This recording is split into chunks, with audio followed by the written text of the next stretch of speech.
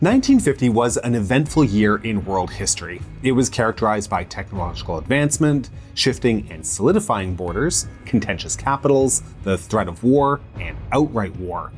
It's a year that saw a superpower directly engage in large-scale combat for the first time since the end of the Second World War, but war in a restrained fashion.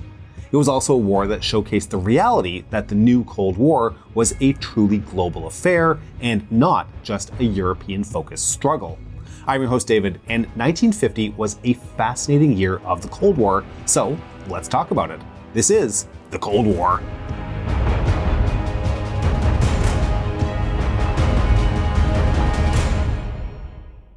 That's one small step for man, one giant leap for mankind.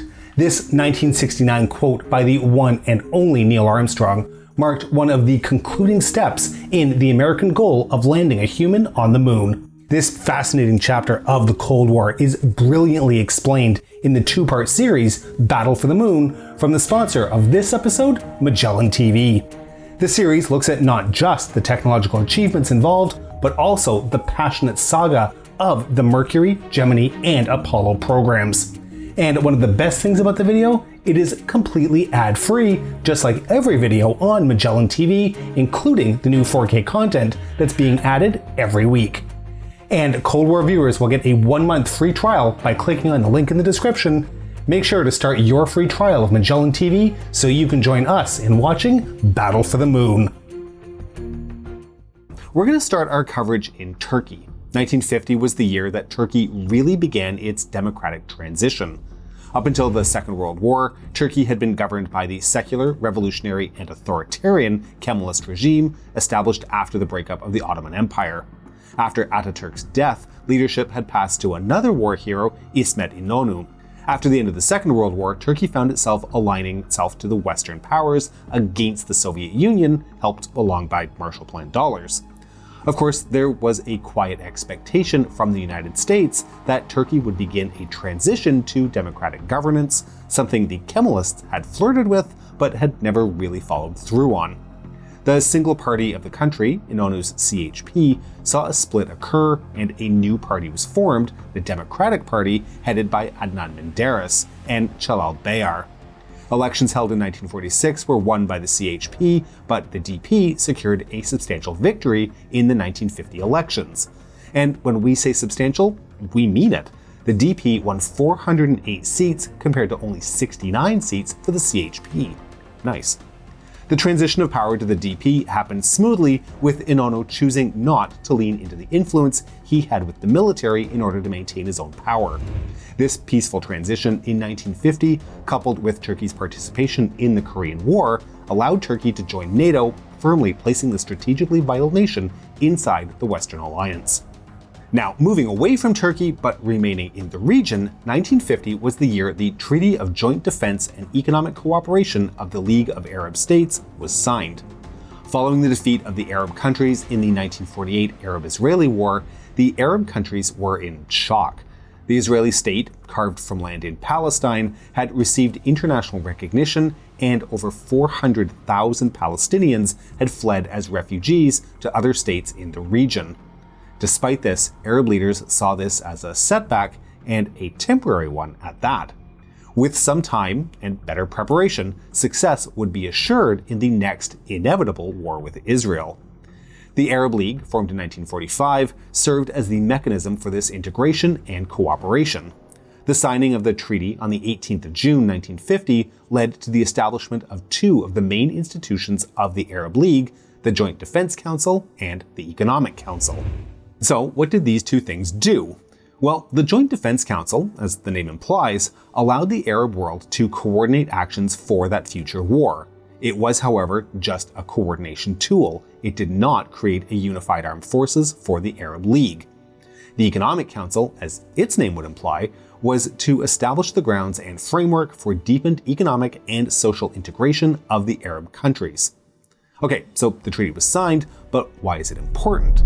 Well, it helped to refocus Arab attention towards a common enemy in Israel, ensuring that regional politics in the Middle East would remain extremely tense. Interestingly, although the Joint Defense Council was designed to improve military coordination between members, it failed to do so, meaning that while the Arab states would approach affairs with Israel with the confidence of a large coordinated military behind them, they never really took advantage of the opportunity to actually coordinate, with the results that their inevitable victory failed to materialize. And speaking of Israel, 1950 was the year that the nascent Jewish state proclaimed Jerusalem as its capital. The Israeli government had spent its time since its victory in the First Arab-Israeli War, consolidating its control over the recognized territory that made up the state. But the issue of where the capital of both Israel and Palestine would be located remained a sensitive and contentious topic. For those who may be unaware, although I'm not sure who that would be, Jerusalem is a holy city for all three Abrahamic religions, and who could claim control of the city was considered vital. In late 1949, the Israeli government began preparation of a resolution which would proclaim Jerusalem as its capital. It took until the 23rd of January 1950 for the Knesset to vote on the resolution, which passed with 60 votes in favor, 2 votes against, and several abstentions. The 2 votes against were from communist representatives who were in favor of placing Jerusalem under the trusteeship of the United Nations. The abstentions came from representatives of the right-wing Herut Party, who rejected the proposal entirely as they favored the adoption of a different resolution in the Knesset, which would have proclaimed the entirety of Jerusalem as the capital, including the portion that had been captured by Transjordan, and which was to be a part of the future Palestinian state. Given the contentious nature, widespread recognition in the international community of Jerusalem as the Israeli capital did not follow, and even to the present day, a majority of nations still do not recognize Jerusalem as the Israeli capital. Shifting our attention from the Mediterranean to the Baltic, April 8, 1950 saw a not altogether uncommon Cold War occurrence. On that day, Soviet Lavochkin La-11 fighters attacked and shot down a US Navy PB-4Y2 privateer, which was operating off the coast of the Latvian town of Liepāja. The privateer, a Second World War era patrol aircraft, was on a signals intelligence gathering mission, collecting Soviet radio and radar data. When the privateer and its crew of 10 was reported missing, a search of the area was begun, led by the Soviet Union, but only a few pieces of wreckage were ever found. Not long after the shootdown, the Soviet Union recognized that it had shot down an American aircraft. The Soviet statement was that the privateer was flying inside Soviet airspace and had ignored calls for it to land, so therefore it was deemed hostile and was shot down. The Soviet statement also confirmed that no survivors had been found. Archival documents from the incident indicate that 45 Soviet vessels spent 3 weeks searching for the remains of the crew, but with no success. Now, the US government disagreed with the Soviet claim that the US Navy aircraft was in Soviet airspace, insisting that the flight was an unarmed training flight over international waters. However, in the absence of any real data whatsoever, aside from the only surviving eyewitnesses, the pilots of the La-11 fighters, no dispute could be made. Persistent rumors continued, however, that the Soviets had captured some or all of the crew who were being held in Soviet labor camps.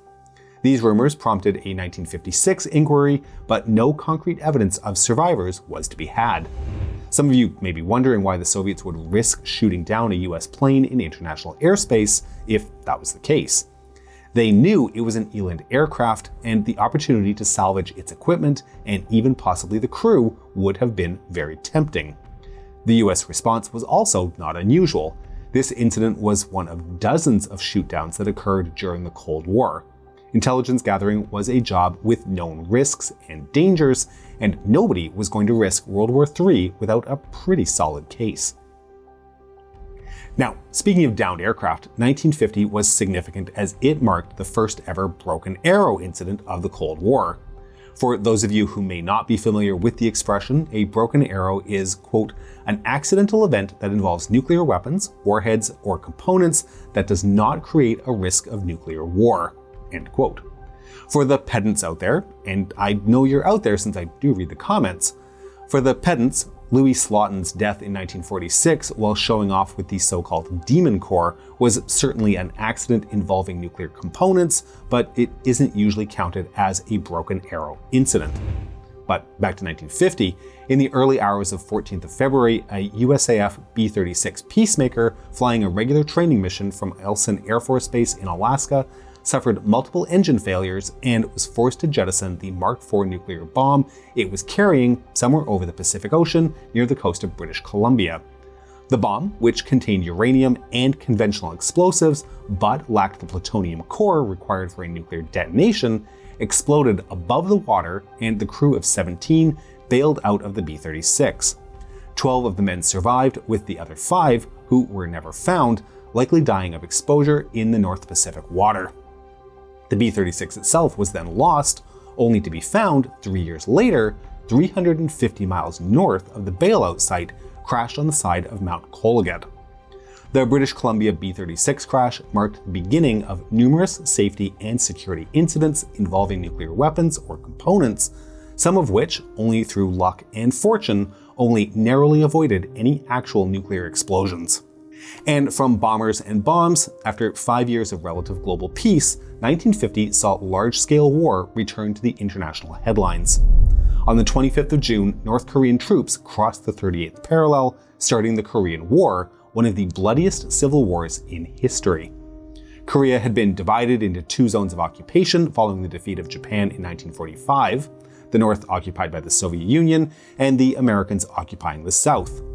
By 1948, the South had declared itself the Independent Republic of Korea, led by President Syngman Rhee, while the Democratic People's Republic of Korea was established in the North, led by Kim Il-sung. Seen as a relative backwater in terms of global affairs, both the Soviet Union and the United States had withdrawn their occupation forces by 1949. This was despite numerous bloody border skirmishes, which had left thousands dead, and an active communist movement in the South attempting to overthrow the Rhee government. The full-scale invasion, supported by the Soviet Union, would result in 3 years of hard fighting, with both sides seen as likely victors at different points of the war. The result was a stalemate and armistice, re-establishing a border that was remarkably similar to the pre-war border.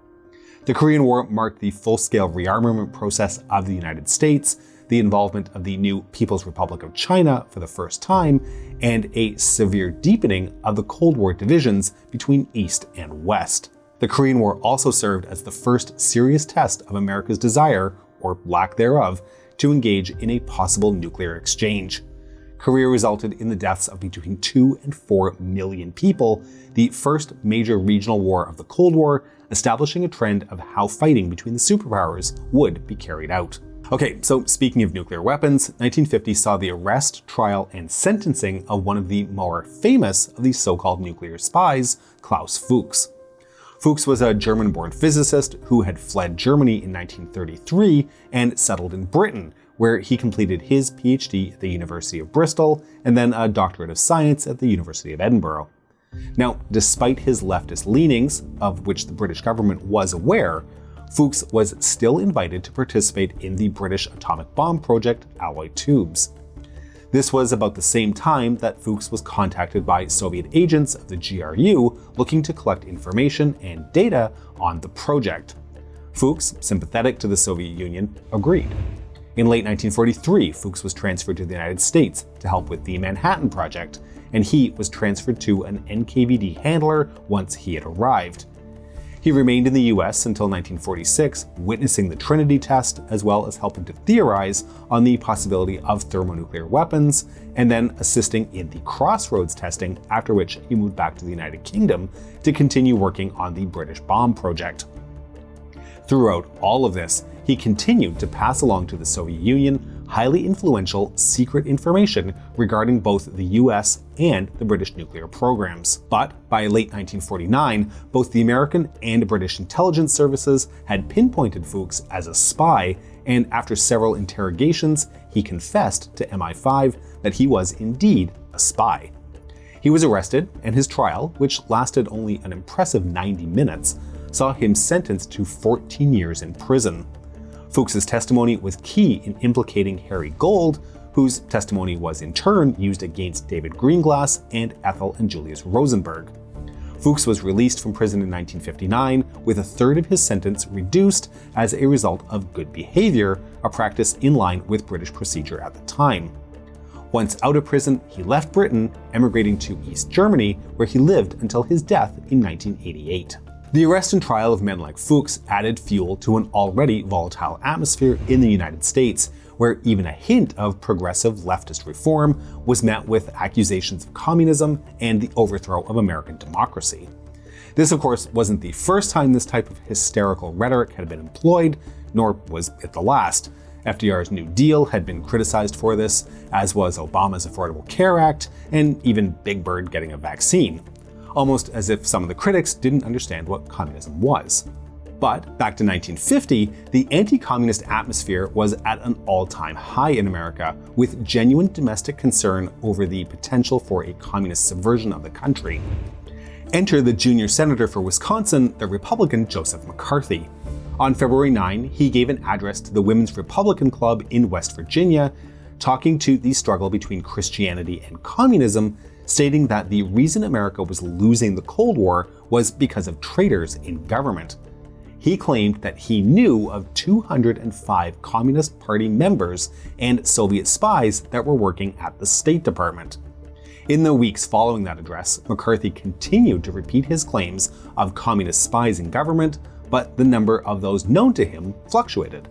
57 in one speech, 81 in another, and as low as 10 in yet another. The term McCarthyism was first coined at this time, by the way. McCarthy, as well, never produced any solid evidence of a single communist in the State Department, but that was irrelevant. The Second Red Scare was in full effect, with baseless accusations enough to discredit anyone suspected of disloyalty. McCarthyism had a deep impact on America, one that lasts to this day. Now, I had made mention a few minutes ago about Klaus Fuchs being involved in the theoretical discussions surrounding the development of thermonuclear weapons. Well, 1950 happens to be the year that Harry Truman gave his support to the US development of such a weapon. The 1949 RDS-1 test in the Soviet Union, their first atomic bomb, took the United States by surprise. While it was fully expected that the Soviets would produce an atomic bomb, it was also expected to take significantly longer than it actually did. The strategic advantages afforded the United States as the sole nuclear power suddenly evaporated. So naturally, the discussions turned to how to build a bigger, more powerful bomb, the hydrogen bomb. January 31st, 1950 saw presidential support given to the project. There was, of course, opposition to the development of thermonuclear weapons, notably from Albert Einstein. Despite having been in favor of the development of atomic weapons to offset the Nazi pursuit of them, he opposed thermonuclear technology as he was aware of its highly destructive potential. Surprisingly, the US government paid no attention to this opposition and proceeded with the development. The fruits of that labor was the November 1952 Ivy Mike test at Eniwetok Atoll in the Pacific, a detonation 450 times more powerful than the Fat Man detonation used against Nagasaki. The test then sparked a new race among several nations to first weaponize the technology and then to build bigger and more efficient versions of the hydrogen bomb. But 1950 was about more than just bombs and bullets, spies and allies. 1950 saw the founding of one of the most well-known Christian charities of the 20th century, the Missionaries of Charity, founded by Mother Mary Teresa Bohashu in the Indian city of Calcutta, now Kolkata. An ethnic Albanian born in the Ottoman Empire in 1910, Bohashu knew from a young age that she wanted to dedicate her life to Christianity, joining the Sisters of Loreto in Ireland in 1918 in order to learn English so she could then take on missionary work in India. Moving to India in 1929, she became increasingly concerned about the poverty surrounding her, especially after moving to Calcutta. This was magnified by both the Bengal famine of 1943 and the intracommunal violence that accompanied independence and partition. To help the poor, in 1950 she founded the Missionaries of Charity, following permission from the Vatican to provide the charity with status as a Catholic organization. The aim of the Missionaries of Charity was to provide free support to the poorest and most vulnerable people. Starting with only 12 members, the organization Mother Teresa founded has grown to employ over 5,000 people with branches all over the world. While the organization has, since it was founded, provided tremendous amounts of support and charity to those in need, it has not been without criticism, including poor treatment of those tenants of the charity. She has been accused of wanting the sick to suffer, as it brought those people closer to Christ. Despite this criticism, Mother Teresa remains a revered figure for many, and she was canonized by the Catholic Church in 2016. The Nobel Peace Prize was first awarded in 1901, and most years since, to the person who shall have done the most for the best work for fraternity between nations, for the abolition or reduction of standing armies, and for the holding and promotion of Peace Congress. In 1950, the winner of the Peace Prize was Ralph Bunche, becoming the first Black person to receive the award. Bunche was a pioneer for the Black community in the United States, being one of the first to make his way into the higher echelons of political hierarchy. A political scientist and diplomat, Bunche had worked for the Office of Strategic Services during the Second World War as a specialist on colonial affairs.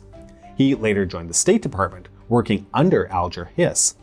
With Hiss, Bunche became one of the prominent figures at the Institute of the Pacific Relations, an NGO dedicated to discussion on problems and challenges between the countries of the Pacific Rim. Bunche was also heavily involved in the preparation of the Dumbarton Oaks Conference, the San Francisco Conference, and the Charter Conference, as well as the drafting and adoption of the Universal Declaration of Human Rights. This was clearly a man who had helped shape the post-war order. By 1947, Bunche was involved in the resolution of the Arab-Israeli conflict as an assistant to the UN Special Committee on Palestine. He was also an aide to the Swedish mediator, Folke Bernadotte, visiting the region together in 1948. When Bernadotte was assassinated in September, Bunche took over as the chief negotiator. In that role, he took on the titanic task of arranging separate armistice agreements between Israel and Egypt, Israel and Iraq, Israel and Jordan, Israel and Syria, and Israel and Lebanon. It was for this work that he was awarded the 1950 Nobel Peace Prize. Bunche would continue his work as a mediator for the United Nations and also became a prominent figure in the US civil rights movement. From a Nobel Peace Prize winner, we are now going to shift our attention to one of the most famous robberies in US history, the Great Brinks Robbery. On January 17, 1950, a group of people entered the Brinks building in Boston, Massachusetts, and stole $2.775 million in cash, checks, and money orders. That's the equivalent to about $30 million today. As the investigation into the robbery began, tremendous challenges were faced. All of the perpetrators wore Navy-type peacoats, gloves, and chauffeur's caps, similar to what Brinks employees wore, except each of them also had their faces completely concealed by Halloween masks, and they were wearing gloves. In order to mask their footsteps, they also wore crepe-soled or rubber-soled shoes, and none of them then did much talking. It was obviously a carefully planned and executed professional heist. So law enforcement, including both local police as well as the FBI, launched a massive investigation, turning up the heat, so to speak, on the world of the criminal underground. A $100,000 reward for information leading to the arrest and conviction of those responsible was posted. The case quickly captured the attention and imagination of the American people. Thousands of well-intentioned people across the country began submitting theories and tips, hoping to solve the case and get that sweet, sweet cash reward. These tips, however well-intentioned, were not what eventually broke the case. Two of the members of the group that had robbed the Brinks building were arrested in connection with other criminal activities. Once arrested, however, the police and the FBI began to put the pieces together, locating the other 9 members of the group. Of the 11 men who carried out the robbery, 8 received the maximum sentence of life in prison starting in 1956. The Great Brinks Robbery would remain the largest robbery in US history until 1984 and has sparked the creation of at least 4 movies. Okay, now I don't know about you, but I rarely carry cash. In fact, most of the people I know rarely carry cash anymore. We've got other, more convenient ways to pay for most items these days, whether it's a bank card, Apple or Google Pay, Venmo, or of course, a credit card. But none of these things existed in 1950. Cash was king. And then a businessman named Frank McNamara was out for dinner with his wife and some business clients. McNamara realized he had forgotten his wallet, and in a true 1950s horror show, his wife had to pay for the meal. It was at this point that McNamara shared an idea, being able to pay for services not with cash, but instead by using a card with his signature on it. In February of 1950, McNamara and his attorney, Ralph Schneider, founded Diners Club. The idea was to produce cards which holders could use to pay for meals while dining out in New York City. By the end of the year, over 20,000 people held Diners Club cards, and the idea began to spread, as well as where it could be used. Hotels, car rentals, and general retail all became interested in accepting Diners Club. By 1953, the card was being accepted at locations across the United States and was even moving into international markets. By 1958, Diners Club became a sponsor of the New York Giants, and by 1959, the club boasted over 1 million members. Diners Club continues to exist, and although it's been eclipsed in popularity by companies such as MasterCard and Visa, there is no denying that the invention of the credit card in 1950 transformed how financial transactions are conducted in the modern age. 1950 was also a key and vital year for the couch potato. This was the year that technology took a giant leap forward and introduced the tool of the lazy, the television remote control. No longer was it necessary to get up and walk all the way to the TV to turn it on or off, or to change the channels. Mind you, remote control wasn't new technology. It had been proposed and patented by inventor Nikola Tesla in 1893. Germany had employed remote control motorboats during the First World War, and by the 1940s, remote control devices were making their way into non-military commercial products like garage door openers. So when Zenith Radio Corp introduced the TV remote in 1950, it should probably be looked at as a natural product evolution. Zenith seemed to know its market, calling the remote the lazy bones. It could turn the TV on and off and change channels. What you would expect, really. But don't think that this was a wireless remote. This was very much a wired remote. The lazybones was connected to the TV by a long and bulky cable. This cable was unpopular with consumers as it was unsightly and even posed a trip hazard. The dislike of the wired remote was instrumental to the invention of the wireless TV remote introduced in 1956 and still in use today. In the world of books and literature, 1950 was the year a collection of short stories and essays by the science fiction writer Isaac Asimov was published under the title I, Robot. The book took the stories originally published in the Super Science Stories and Astounding Science Fiction magazines during the 1940s and reframed them together, linked by the common theme of human interaction with robots in the 21st century. The December 1950 publication was an immediate critical success, being praised for its writing, its humor, and its insights on human morality, as well as the future of humanity. But there are probably plenty of books from 1950 that were well received and touched on human morality. What makes I, Robot notable to be singled out here? Well, Asimov introduced a number of ideas into popular culture on robotics and human-robot relations that continue to resonate to this day, especially the 3 laws. The first law: a robot may not injure a human being or through inaction allow a human being to come to harm. Second law: a robot must obey the orders given to it by human beings, except where such orders would conflict with the first law. The third law: a robot must protect its own existence as long as such protection does not conflict with the first or second law. For most of us, I'm sure, we are at least passingly familiar with these from a multitude of TV shows, books, and movies which have absorbed Asimov's ideas and incorporated them as default into their own worlds. 1950 saw the return of the greatest tournament on Earth after a hiatus of 12 years. The World Cup had been cancelled in 1942 and 1946 as a result of the Second World War, but was resumed in 1950 with Brazil assuming hosting duties. Qualifying for this World Cup, however, was not a straightforward affair, as both politics and economics intervened. Potential favorites to win didn't participate, including Germany and Japan, who were still forbidden from international competition, while countries in the East Bloc, like the Soviet Union, Hungary, and Czechoslovakia, refused to participate on ideological grounds.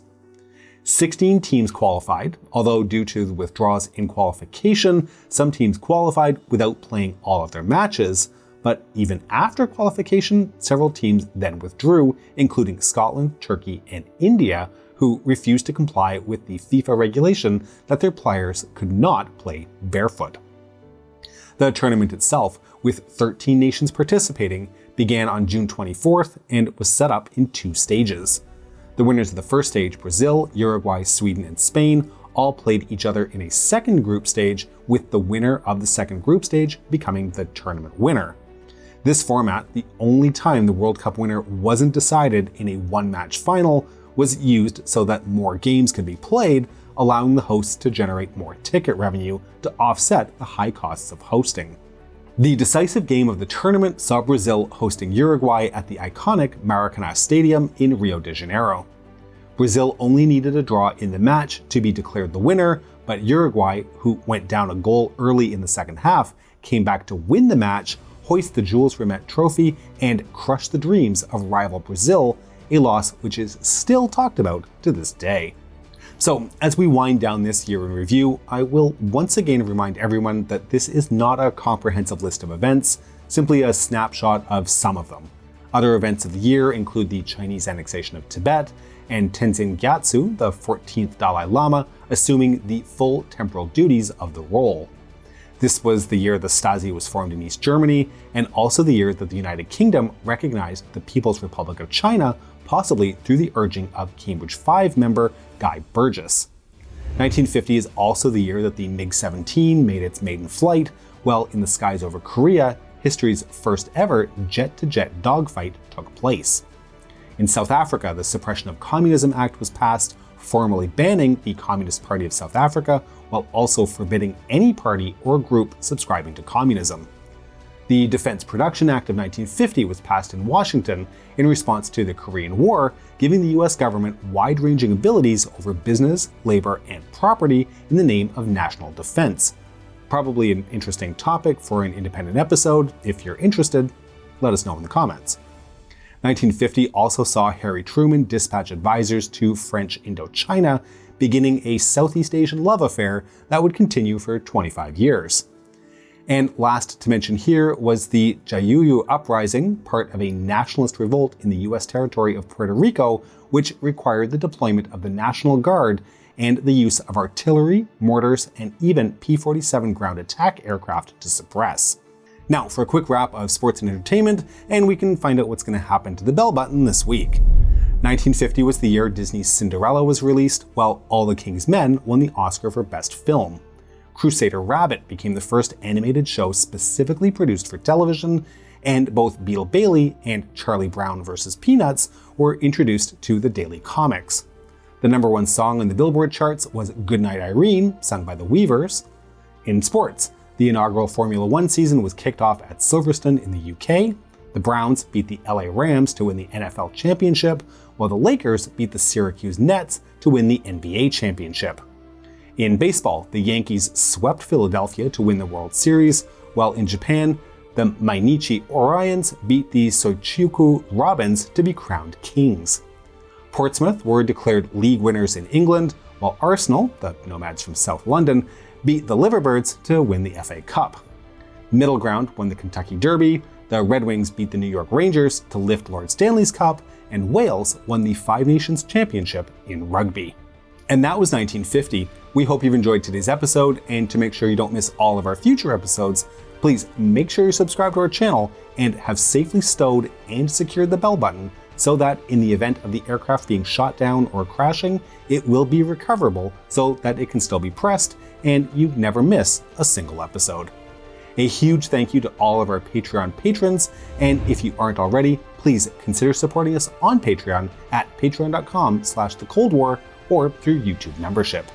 We can be reached via email at thecoldwarchannel@gmail.com.